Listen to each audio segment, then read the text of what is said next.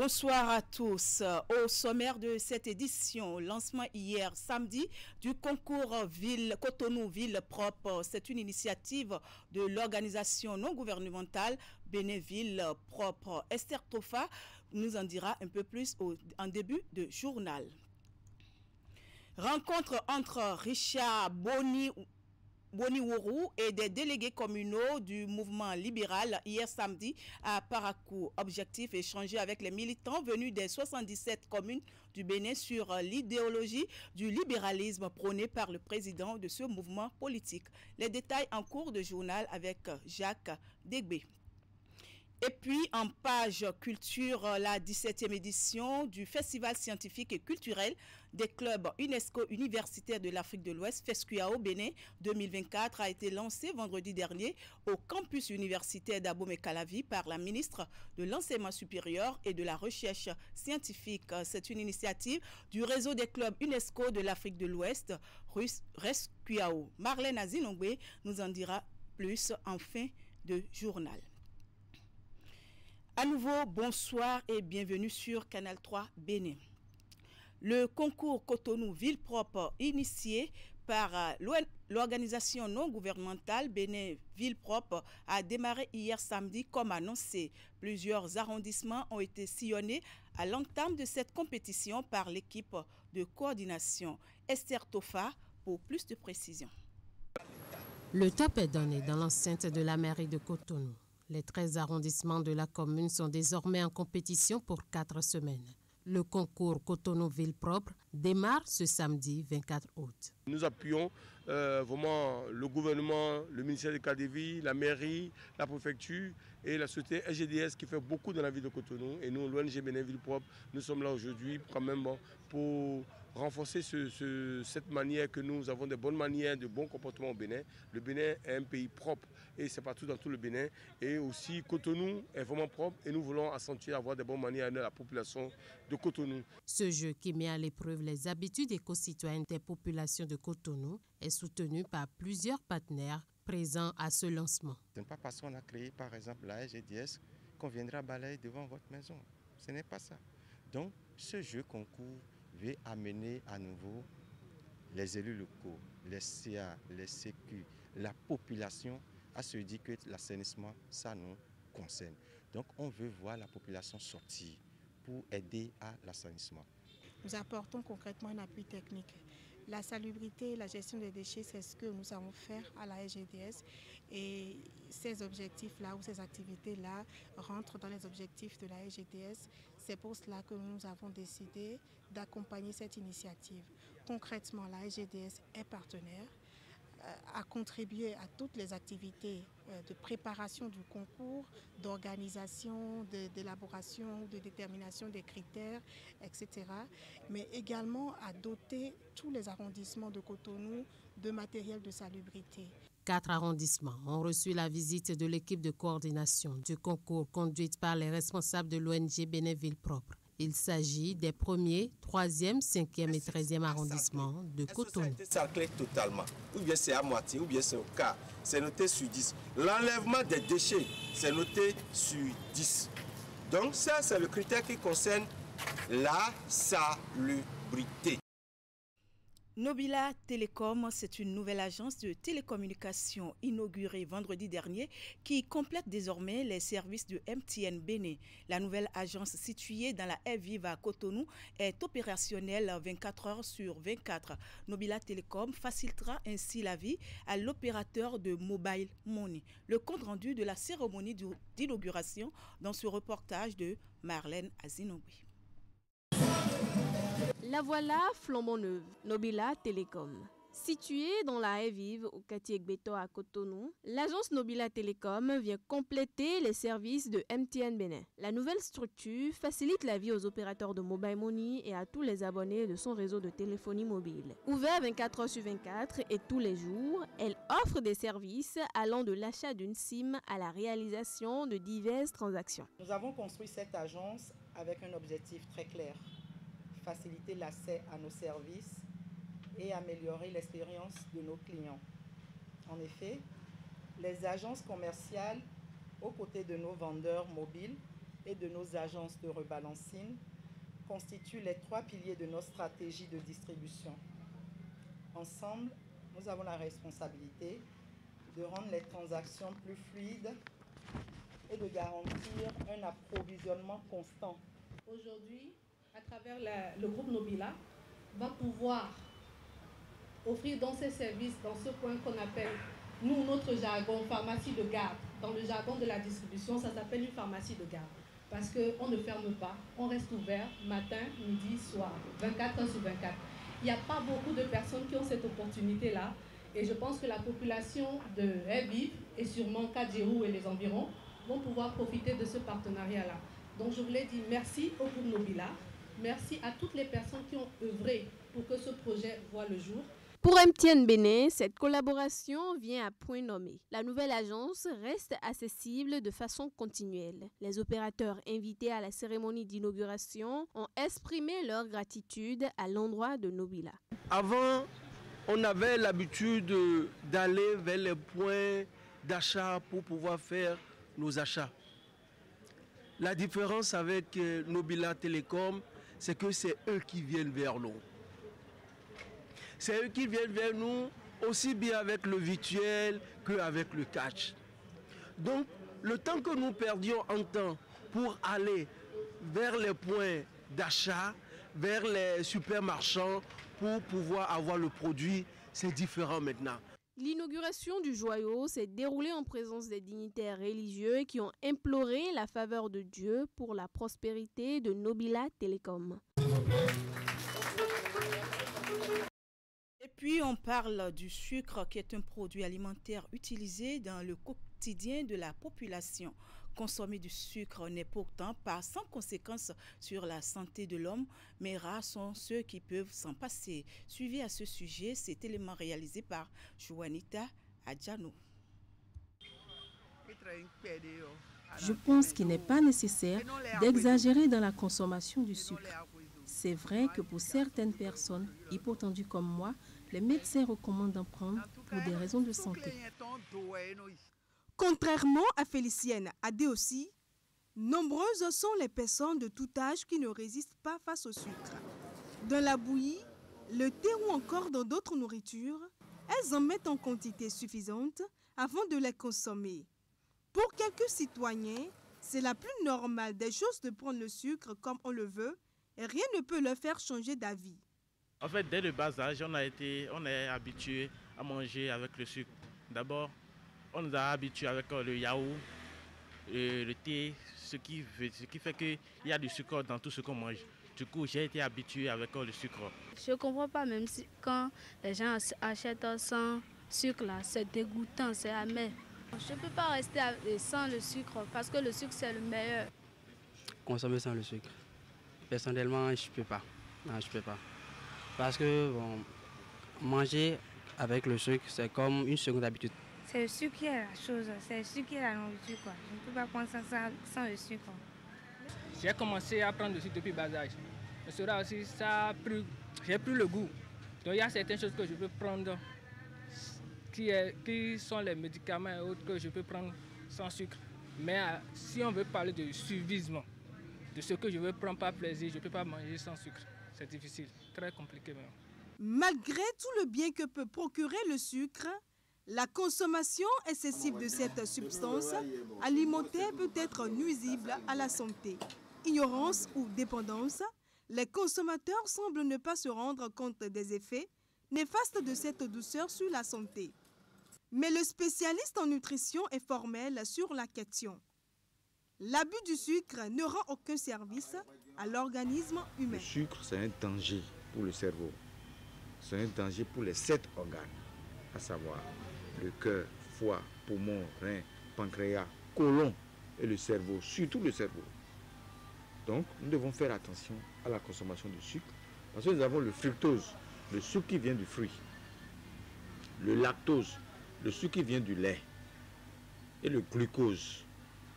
Le glucose, c'est ça que nous consommons en morceaux blancs et en roux. Même modérés, toutes les catégories de sucre ne sont pas conseillées. Il faut préférer ceux qui proviennent en l'occurrence des fruits. toutes choses qui épargnent des ennuis de santé.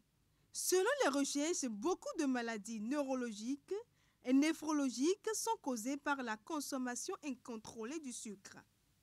Donc, nous devons limiter strictement la consommation du sucre en fruits, en lait et aussi en glucose.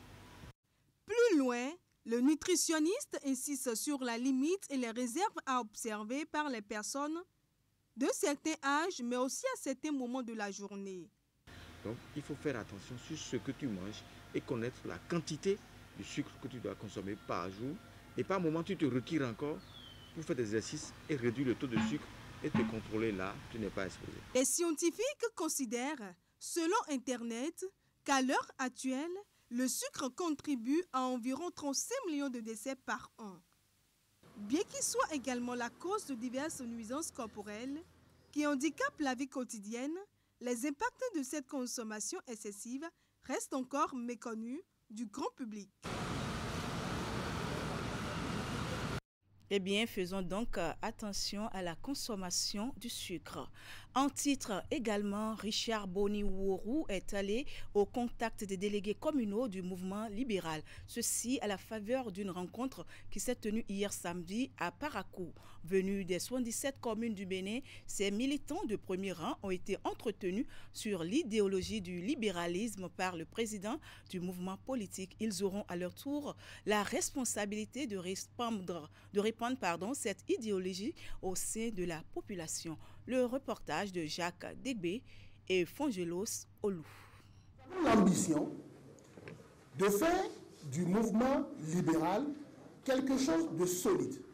C'est à travers une communication détaillée que Richard Boni-Ouourou expose l'idéologie du mouvement libéral. Ceux qui viendront vers nous viennent en se disant qu'ils viennent former une communauté d'idées. Pas nécessairement qu'ils viennent adhérer à un parti politique qui va avoir des députés, qui va avoir des conseillers communaux pour que ces conseillers communaux puissent leur donner. Non, ce n'est pas d'abord ça l'idée. Et c'est donc dans ce sens que les 77 délégués communaux ont vu leurs capacités renforcées. L'objectif est de former ces militants afin qu'ils puissent à leur tour expliquer l'idéologie du libéralisme dans leurs localités respectives. Dans la perspective d'une possible mutation bientôt, nous avons décidé de rencontrer les 77 délégués du mouvement libéral afin de partager avec nos délégués notre vision pour que cela puisse être répliqué dans chaque commune. Donc c'est relativement comme si nous envoyons à partir d'aujourd'hui nos soldats sur le terrain pour aller porter la voix du libéralisme dans chaque contrée de notre pays. Le libéralisme, une révolution d'idées qui met au cœur du système politique une vision claire, une vision libérale avec l'être humain au cœur de la gouvernance. Mais le libéralisme, c'est trois choses importantes. C'est d'abord le respect des droits individuels, la libre entreprise, donc un marché libre, la dynamique économique et surtout la formation, l'éducation, la santé, mettre l'accent sur la personne. La personne humaine est au cœur du libéralisme. Il faut que nous ayons des droits, que nos droits soient respectés, que nous ayons une économie solide. Les 77 délégués communaux se disent désormais aguerris pour assurer leur mission, celle de partager la vision du mouvement libéral à travers les quartiers de ville, villages et hameaux de leurs communes respectives. Nous sommes nombreux à penser libéral sans en être conscients. Et ce qui va nous permettre, quand nous allons retourner dans nos bases, à pouvoir aussi faire la même chose avec les populations à la base. La promotion de notre parti au sein des femmes, surtout de la jeune fille, nos mères, celles qui n'ont pas l'information, nous allons leur montrer ce qu'est le libéralisme. Je parlerai d'une évangélisation de l'idéologie pour les Béninois. Cette formation des délégués communaux fait suite à celle des premiers militants du mouvement libéral, un mouvement qui se réclame être le premier au Bénin à disposer d'une vision claire. Merci beaucoup. On s'intéresse à présent à un jeune activiste béninois qui s'est donné depuis des années pour défi de lutter contre les affichages sauvages dans les grandes villes du Bénin.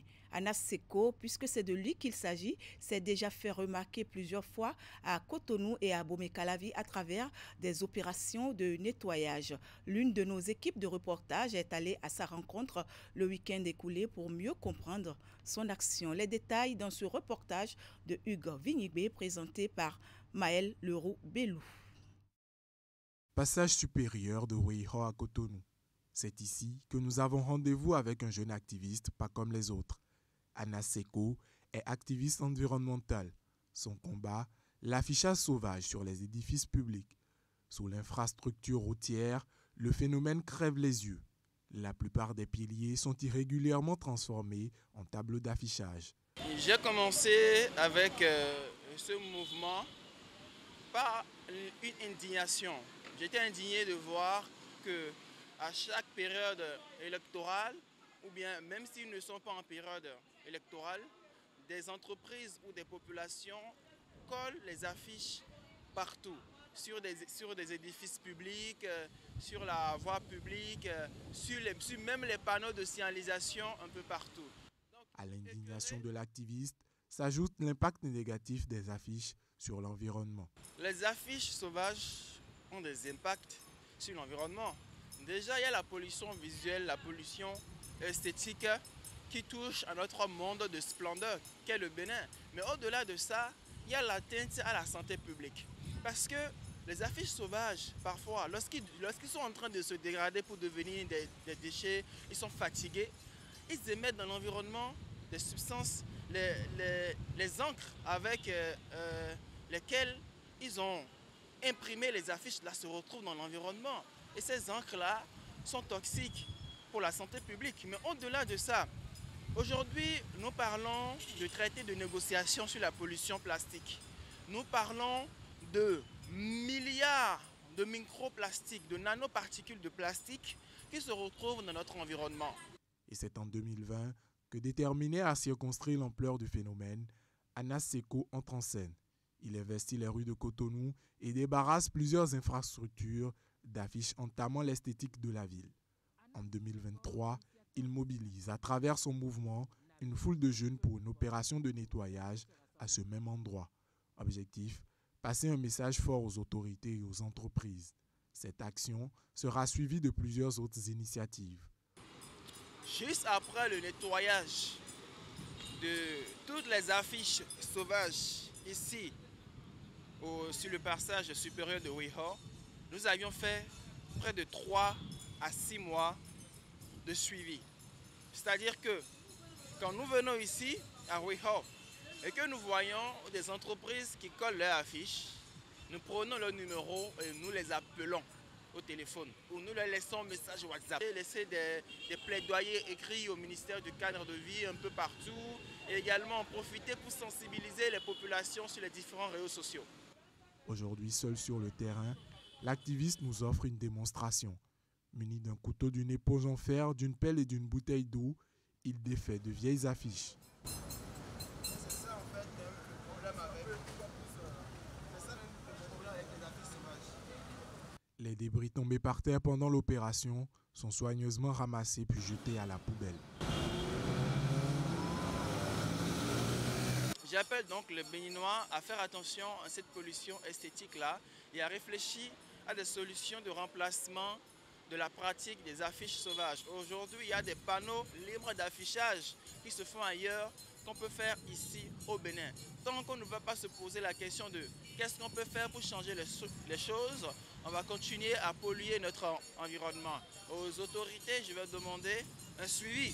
Je sais que ce n'est pas facile, mais il faut un suivi derrière ce décret-là qui interdit les affiches sauvages. Il faut des campagnes de communication et de sensibilisation et surtout, il faut trouver des alternatives aux entrepreneurs. Faute de moyens, le mouvement de Anas Seko connaît un coup d'arrêt. Le jeune activiste espère que les autorités prendront le relais pour des résultats encore plus tangibles.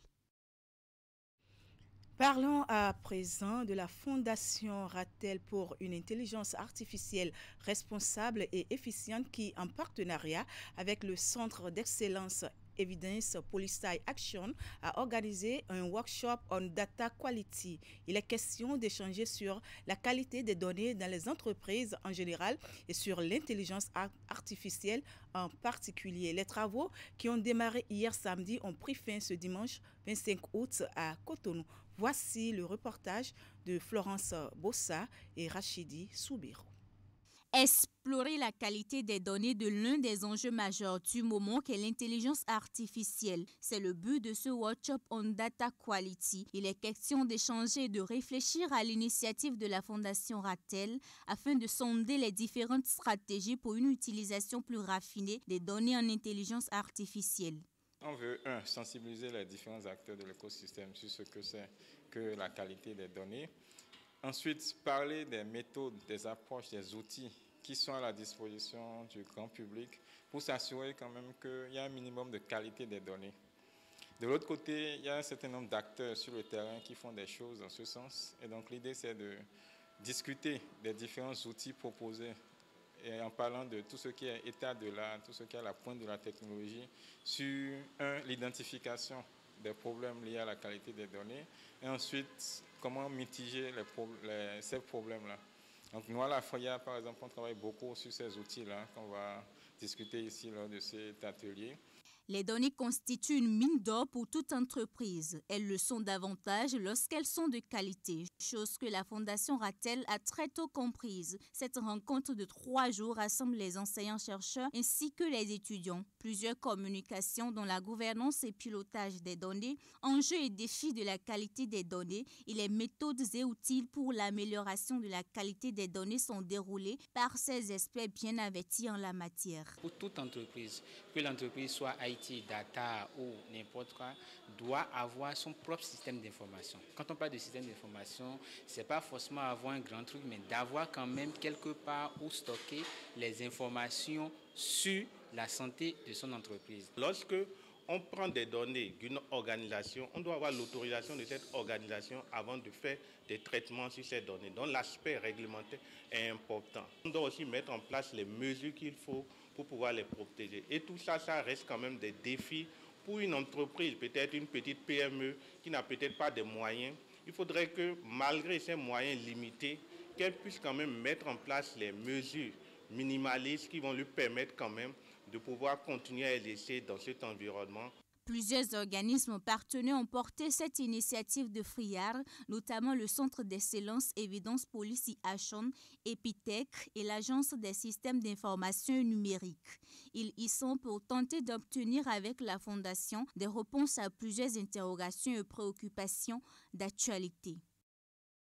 Et pour finir, sachez qu'après le Togo en 2022, le Bénin accueille la 17e édition du Festival scientifique et culturel des clubs UNESCO universitaires de l'Afrique de l'Ouest, en abrégé FESCUAO Bénin 2024. C'est important rendez-vous de la jeunesse qui se déroule au campus universitaire d'Abomey-Calavi a été officiellement lancé vendredi dernier par la ministre de l'Enseignement supérieur et de la Recherche scientifique. C'est une initiative du réseau des clubs UNESCO de l'Afrique de l'Ouest FESCUAO qui vise à propager les idéaux de l'UNESCO par le rapprochement et l'intégration des jeunes de la sous-région et à faire de l'art, de la culture et de la science un moyen de développement au service des peuples. Voici les temps forts de la cérémonie de lancement dans ce compte-rendu présenté par Marlène Azinobi.